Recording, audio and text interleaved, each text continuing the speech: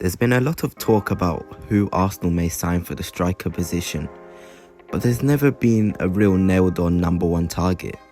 Many names have been brandished about, such as Victor Osimhen, Joshua Zirkzee, Ivan Toney, and the man I'm going to talk about in this video, Victor Gyokeres. For me personally, I don't think a striker is what Arsenal need. I addressed in the previous video, which you can watch now, that I would much prefer Arsenal to get a winger and a central midfielder that can play 8/6. But for the purpose of the title, I'm going to look at why Victor Gyokeres could fit in at Arsenal and if he's really what we need. Before I begin, it would really help the channel out if you could give this video a thumbs up, turn on notifications so you don't miss another video, and subscribe too. Thanks. If you don't know about Victor Gyokeres, you must be living under a rock. He has been in fantastic form in the Portuguese division for Sporting Lisbon. He stands at 1.87 meters tall and plays in the striker position or the centre forward position.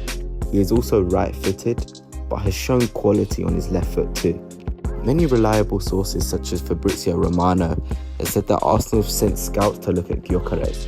It's not just once that we've sent scouts to look at him, but multiple times, which shows that he's probably a high priority on our strikers list. If we delve into the stats, he's scored a whopping 22 goals in 24 appearances, which is just ridiculous. He's basically averaging a goal a game. And on top of that, he's got 9 assists, so he has both sides to his game. Arsenal are a team that needs their centre forward always involved in play, and I think this is one of Victor Gyokeres' strengths. He's always involved in the build-up, he can link play, he can run in behind, and he has got a clinical finish on him. And before people say this is the Portuguese division, we can't say much as Arsenal fans, considering that his current club actually knocked us out of the Europa League last season. And speaking of the Europa League, Victor had 5 goals and 2 assists in 9 appearances before Sporting got locked out. He's showing that he can do it both in Europe and the Portuguese division. At 25 years old, he's pretty much in his prime age, probably known as the best age for coaches to be able to turn him into a beast. Not too young and not too old, the perfect type of age profile for us right now.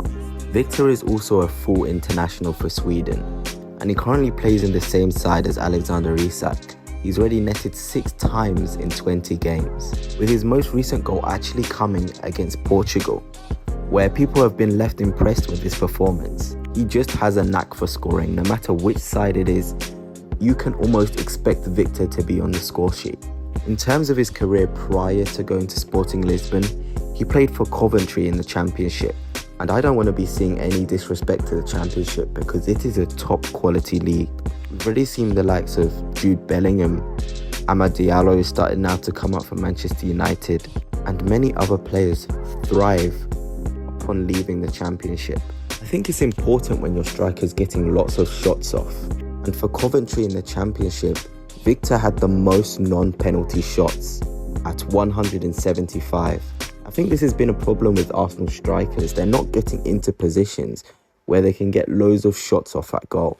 Because the more shots you have, the more likely you are to score. In his last season for Coventry, he scored 21 goals and 12 assists. This just goes to show that this isn't a fluke season for him. It's normal to him to score so many goals consistently, because the season before that, in 21 to 22, he scored 17 goals and got 5 assists. He's just got a knack for scoring goals, and I think that still is the missing piece for Arsenal. Whether we get it through a new striker or a winger, I feel like that needs to be the focus in the summer transfer window. I think the right way to end this video to show how good Gyokeres is to compare him to another striker that Arsenal are interested in. He's the same age as Victor Osimhen, and arguably you could say they play in similar divisions in terms of quality. They're pretty similar in terms of price as well, and it must be noted that Gyokeres has a much better injury record than Osimhen. And that's important. Arsenal have too many players that are neither here nor there in terms of availability. So let's just delve into these stats. In terms of aerial duels, Gyokeres is better marginally than Osimhen. And I feel like the most key stat here is non-penalty goals. Gyokeres has a much higher non-penalty goals, with nearly 90 compared to Osimhen's 73.4. Having a striker that doesn't rely on just penalties and creates opportunities through their own movement more of the time is a blessing. We see it with Darwin Núñez, who, although misses so many chances, he's always getting those chances. And I feel like I've heard a quote from Thierry before, saying he's more happy to see his striker get chances and not tuck them away than get minimal amount of chances and tuck those away. Because in the long term, the striker who's always having chances will score more goals. Another big stat here is the expected assists. Gyokeres absolutely blows Victor Osimhen out the water here, with 83.5 expected assists to Osimhen's 12.7. Although Gyokeres has played more minutes, it's still evident that there's more creativity in his bag. And for a club like Arsenal, who likes everyone to be involved in all phases of play, having somebody with the quality in your number 9 position to score and assist is just a wonderful thing. So in terms of raw attributes, I feel like Gyokeres is so good because he has something called ball striking, and that's what we miss as an Arsenal number 9 at the minute at the club. Although Havertz has been really good and really impressive recently, he lacks that X factor outside the box. With Gyokeres, he has the ability to score a stunner from long range, and against teams that sit back in low blocks or mid blocks, having that player that can unlock the team and opposition through the ability of a long shot is so much more important than you think. So all in all, to conclude this video, I feel like Gyokeres is pretty much an all-round player with so much quality.